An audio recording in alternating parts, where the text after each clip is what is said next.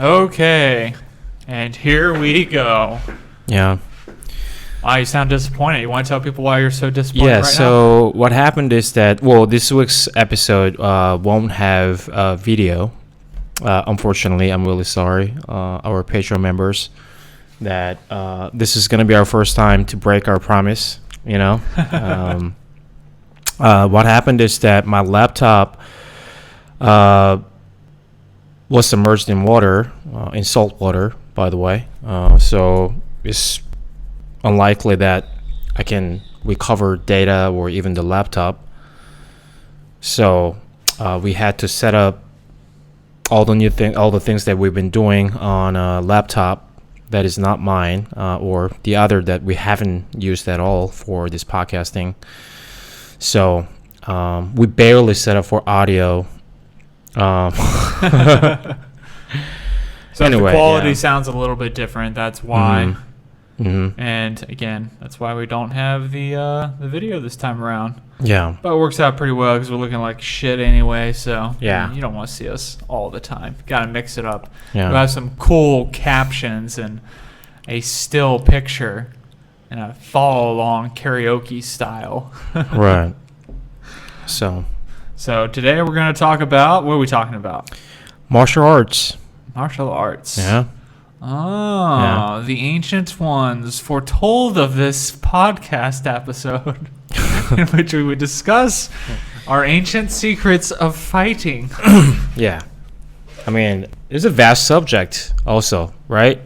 But I guess you can put under the category of training, motivation, I guess they are not super unrelated. But we've you growing up actually learning martial arts, right? Yeah, I did. Yeah, different styles depending where I was living, just because of all the travel. So right, started Kajin Kempo, some Taekwondo, and then Tukong as well, and then wrestled in high school. So I've had I'd say a well-rounded experience of going through a lot of different styles and learning, and by no means an expert, but also not an amateur, I guess. Yeah. But it's been some years since I've trained. Right. Like 10 years. True. But you've been training Muay Thai very frequently for the last few years. Yeah. And then starting up again recently, as right. we talked about. Initially, I started kickboxing, not Muay Thai, in Korea when I was right after high school. Because right after high school, we moved to the city called Suwon, south of Seoul, adjacent to Seoul. And I briefly talked about this, but anyway, I'm not going to really go in detail. But we moved there. I started training kickboxing with this really short, stocky coach.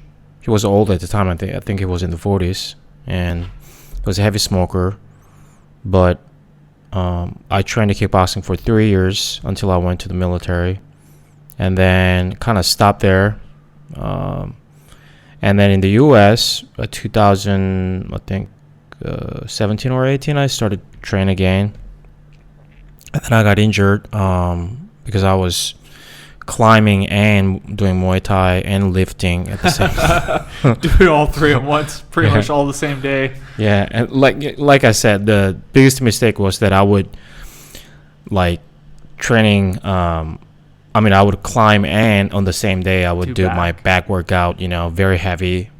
So that was stupid, I guess. And you're a big guy, bigger than you are now. I mean, you're still big, but you're not. We were heavy back then. Yeah, I was really heavy. Yeah, you were as well, right? I mean, you were close to 200 pounds, yeah, right? Around there. And then we saw the picture of you the other day, right? I was like, whoa, massive difference. Very strange to see. I was like, wow, I was jacked, But it was miserable days. Not for me. I think it was miserable for you because you didn't really enjoy the eating part. No, I hated it. I mean, you remember what I brought into lunch every day? Yeah. Pound of turkey, 2 cups of rice, and a can full of black beans. Yeah. This was my lunch every day. Yeah. And I would just sit there and eat it because I wanted to get big. Yeah. Oh my God. It makes me feel disgusted to even think about. Yeah. It was horrible. Fucking just Tabasco sauce on that turkey, the way the fat congeals. Oh, it's like slimy. Oh, I hate it. I mean, to be fair, you chose the worst, ingredient. Yeah, that's true. Because back then, I would eat like burritos all the time, because high carbs, high protein, which I needed to bulk up and maintain the muscle mass. So to me, it was heaven. I mean, I would eat burritos all the time. Yeah, I know. I don't know what was wrong. I guess I just didn't have as. Don't get me wrong. Your diet was very efficient. Yeah, very efficient, highly efficient. But not enjoyable or sustainable. I mean, it was sustainable. I did for a long time, but I don't think any sane person would put themselves through that again. Mm-hmm. But I remember the first time I think I saw you kick was when we went to the gym in Austin, the fancy kind of elitist the fancy gym. one. Yeah, they have a new name now because they were bought by this huge fitness company. It's a Lifetime, something like that. Oh, yeah, okay. They own it. Yeah, so downtown Austin, right next to the Whole Foods, there's this upscale gym. I remember we went there. It's $100-something, right, a month? Yeah. For the U.S., in a major city. Let's not forget. And then we actually, that was right after we started moving together. We were roommates at the time in downtown Austin, and we specifically chose that gym because there were a lot of. Let's not forget that part, buddy. Is that like snowbags? Yeah, there was a lot of attractive people that went to that gym. A lot. Yeah. Yeah, I mean, the facility was cool, too, because it was upstairs. It was kind of warehouse, brick, a lot of open window, factory kind of style. And people who are more serious about fitness, right? Well, except for that one Indian dude that was... Oh, yeah. Don't get me wrong. Any gym has those, weirdos. Yeah. But on average, they had a lot of serious... Yeah. Some big, very athletic people in there. Yeah. Women and men. But yeah, that was the first time I think I saw you actually kick the bag, and I knew you did kickboxing and you trained and all those, but you had a really hard kick. I was very surprised because most people that say they did martial arts or they trained, I mean they went and they did it, but they were never effective or actually knew how to strike or really do anything surrounding, especially in the U.S. because the culture is full of. It was at one point. I'm sure it still is today. A lot of these kind of McDojos, they just pop up everywhere. Still there are a lot. Yeah, they're in strip malls. There are these really overweight, out of shape white dudes, middle-aged, teaching martial arts, with no background or really no context as to how they even arrived to the place to be a teacher. Yeah. So 100%. I ran into a lot of those. I trained at them. I saw people that got through them. And just most of those guys are totally inexperienced. And so you kind of take it with a grain of salt when you hear somebody in the U.S. say, oh, yeah, I did martial arts. It's kind of like, oh, okay, that's cool, I guess. Right. Sure you did, buddy. Not sure, to mean that in a demeaning way, but right. It's just something that you don't usually see from a lot of people. Like, you don't get a lot of opportunities where you're going to see somebody actually put that into practice. True. How many people running around getting in fights, or how often is there a punching bag or something like that around where you can actually see, oh shit, this person knows how to strike. Yeah. So I thought that was pretty cool. And when you had joined Muay Thai, I guess I had just been doing climbing primarily. Because I went to one Muay Thai class with you. I remember. Yes. Yeah. Did you? Or was that a boxing class? Boxing class. We went to boxing class together. Yeah. Oh, we went to a couple boxing classes, actually. Yeah, we just wanted to try out their program and pick a place. And the only place I remember is that was it in Cedar Park? It was pretty far. Yeah, it was pretty far. And then the training itself was good. The guy was really knowledgeable. He was an actual boxer, but it was kind of too far. That's why we didn't go there. You remember how hard it was? Yeah, because it was hard. They made us run right at the Yeah. start, and all at that time, all we were doing, like we mentioned before, was Yeah. pretty much just bulking and weightlifting. Mm-hmm. We'd play basketball every now and then when we Yeah. went to the gym, but it We hadn't been wasn't doing any cardio. no cardio. Mm-hmm. And the first thing we did was immediately had to run for, it was probably Yeah. 15, 20 minutes. It was Not long, but it was a shock. It was a shock to our body. Oh my goodness, you know? it was rough. It was so rough. And honestly, the rest of the class wasn't bad, right? You know, the striking, hitting the bags. Mm-hmm. But I remember we got in the ring, Mm-hmm. and you're sparring with that one guy, Yeah. and he got upset. He got heated because you Yeah. were tagging him. Yeah. And I remember that. Yeah. he tried to start swinging really hard. Yeah. And it was just, you kind of would expect more respect when you're going into a new school, and people, I don't know, that have been trained there for a long time shouldn't be so hot-headed. And then I felt Yeah. bad because they paired me with the one girl who had a fight upcoming. Yeah. You remember that? They're like, Yeah. oh, yeah, she's got a fight upcoming, so you spar with her. Yeah. And I'm like, I actually know how to spar. You know, I kept hitting her in the face. I'm like, this is not, what No are you mop guys pace. doing? Yeah. Yeah. That was Yeah, that's a little crazy, dude. I mean, it shouldn't be. I don't know. This is just my opinion. Sparring is, yes, of course, is effective in many ways, and then is there are a lot of benefits. But let's not even go there. But in my opinion, I think it really should be up to the student, Yeah. especially based on their skill levels, right? I mean, if you're a newcomer, you're not gonna. I don't think they should spar right away. You know, they should have all the basic techniques and things like that. Established first, and then spar, right? I mean, from there, whether or not it should be their choice, yeah. I mean, that can be up to the owner of the gym for sure. But like newcomers shouldn't be, like the beginners, it shouldn't be doing sparring. No. Yeah, it just doesn't make sense because Doesn't make any sense because yes, you still can learn from it, especially psychological part, but you're missing out on a large part, which is applying your techniques, testing your techniques, but you don't have any techniques. So what are you doing? Just getting punishments, right? yeah. And that's fine. Like I said, there's still things to learn from it, but not a lot, not in a meaningful way. Yeah. I mean, the other problem is that, especially when you don't have the skill set, not only does it open you up to risk of injury, if you're fighting somebody less experienced, right? They may not know how to restrain or, fight you in a wholesome manner. And also for the person who's sparring with somebody who's new, they also don't know how to control their body. Especially when you get into martial arts and you're adding kicks and like maybe various grappling techniques and things of that nature. They can be dangerous. They can accidentally break your nose, hurt you, that they don't realize. So I totally agree. I think sparring is, like you said, it's for the application of the skills that you've honed, and then refining them, right, and how you can apply them in that type of situation. Exactly. And most people, honestly, you're not ready for that for 6 months to a year, depending on your Few level months. of training. Some people faster than others, some people slower than others. Yeah. But I mean, the guys that practice the skill, whether it's the jab, the roundhouse or whatever, and then really get that masterfully down, they're going to have way better time when they go spar for the first time because it's not going to be unfamiliar. Right. They're not going to be hesitant to throw it. Like, there's something to rely on, that skill set they can fall back on. Well, I know how to jab. Maybe I don't know how to like gauge distance, work the ring and things like that, but it's still much better than the guy who's just going in there flowing, because then you build bad habits as well. Yeah. That's something that's often overlooked. Yeah. If you drill sparring 1,000 times or drill a punch 1,000 times, but you're doing it the wrong way, guess what? You just wasted your entire time. And now you have to unlearn all that shit. Yeah, which is very hard.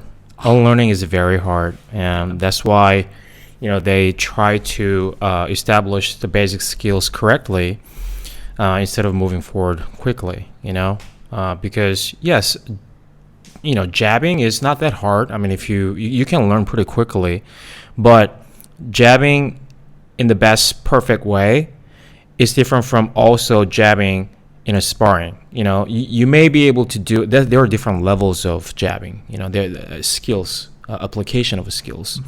You may be able to jab correctly. I mean, beautifully on a heavy bag or pads. Yeah, but when you're doing sparring, your jabbing could completely just gone because you don't know like how to react to, incoming punches and incoming, opponents. It's a completely different story.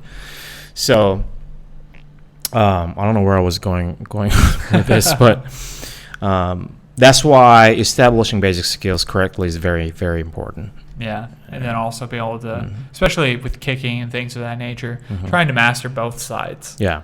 I mean, when I was in martial arts, I always favored my right leg. I mean, even to this day, my right leg is, if I'm going to go kick somebody and, I'm trying to hurt them, definitely going to, it's going to be with my right leg, not my left leg. Right. And my left leg just feels like the retarded, stupid brother in comparison to my right leg. It's like, oh, come along, guy. Here we go. We're going to do kicks. You remember those, right? Yeah. So it's so easy to just lean into one side that you're more natural with and then hamper yourself down the road. Because it's very common. Yeah, it happens to a lot of people. They say, it's kind of old adage, but spend twice as long as you're training on your dominant side, on your non-dominant side, to get that same level of skill set. Yeah. And there's been martial artists I've trained with that really took that to heart. And when you spar with those guys, they switch stances or whatever. You're like, fuck, they're just as fast and as good on that leg, and you have to pay attention to both feet and what they're doing. Same with the hands, and it really puts you more on the defensive and very aware of how you should navigate that fight with that individual or that sparring session. Yeah, it makes you more unpredictable as an opponent, when you can use both sides on the same level. Yeah, I mean, it becomes a lot more unpredictable. Yeah. Because you don't know which side is coming. Yeah. So, I mean, we grew up watching tons of martial arts movies and being inspired, influenced by a lot of these big figures that we considered, a lot of like childhood heroes like Jackie Chan, Jet Li, all basically the action stars. Jean-Claude Van Damme. Rob-Claude Van Damme? Why do you call him that? No. Wait a second. Kickboxer. Jang? What is this? Jean-Claude Van Damme. Jean-Claude Van Damme. I don't know why his name is Bloodsport. Like, come on. Bloodsport, yeah. Yeah, these great movies. Yeah, you see them doing these perfect splits. They're just going through the punches, and there was just so much rich history in cinema tied to martial arts and kind of this Eastern philosophy of spiritualism and there's like this mystical power attached to it. Yeah, which I think was very impactful for why I wanted to study martial arts from the get-go, because it kind of had that like cool vibe to it. Yeah, and I feel like we've definitely shifted from that, at least in mainstream media, of like the cool martial arts action hero to the more. Now it's kind of like the CIA agent or the military trained guy, and then with obviously the UFC getting as big as it has, a lot more people that are interested in jiu-jitsu and that type of striking. But I feel like one of the biggest components missing, like we've talked about before, is kind of the philosophy attached to martial arts, which to me is even way more valuable than even the physical practice, or it makes the physical practice actually valuable when it's in tangent with it. Yeah, I mean, it really serves as foundation of your physical training, because I wrote this a long time ago when I wrote about martial arts, why martial arts is better than just, I mean, I wouldn't say better, but how it is different from just conventional or modern day fitness industry, is that they emphasize those philosophical part of training. Again, dojo, which is also tojang in Korean or even Chinese, is the same thing. It's just different pronunciation. Is the way of a place. So they practice, both physical and psychological part, mental part together. It was not separable. Yeah. That's why they called the place gym, basically the place they were trained, a place of a way. Yeah, I mean that changes entirely the way you would think about the gym. Yeah, 100%. And then, like Muay Thai, for example, and a lot of different martial arts, especially the old ones, they were initially, most of them, or a lot of them, were designed to kill people, develop skills to kill people, that can be used in war and things like that. And then when you teach people essentially the skills to kill another human being, if you omit the philosophical part, then it's really hard to justify your learning killing skills, right? That's why I think they emphasize the philosophical part, that okay, this is why we're doing this. Yeah, it sets a precedence. Yes. And on that note of setting precedences, sorry guys, but unless you're a Patreon member, this is where the the free version ends. And it's just now starting. We're already 20 minutes in. Oh, really? Yeah, it's going by quick. Okay, well, yeah. So we've been doing this since the last episode, right? So we are, putting a proper mark on the end of a free version, right? Yeah, so, just so you guys don't feel like you've been dropped out randomly of the loop. Yes. But we thank you for listening, and check out the Patreon. It only is $5 for the full version. You get the full audio. Yeah. And then you can check us out on any of your favorite podcast platforms, Spotify, Apple, Acast. I don't think anybody uses Acast, but we have it. Right. And please remember to like, subscribe, and leave a comment, and we'll get back to you.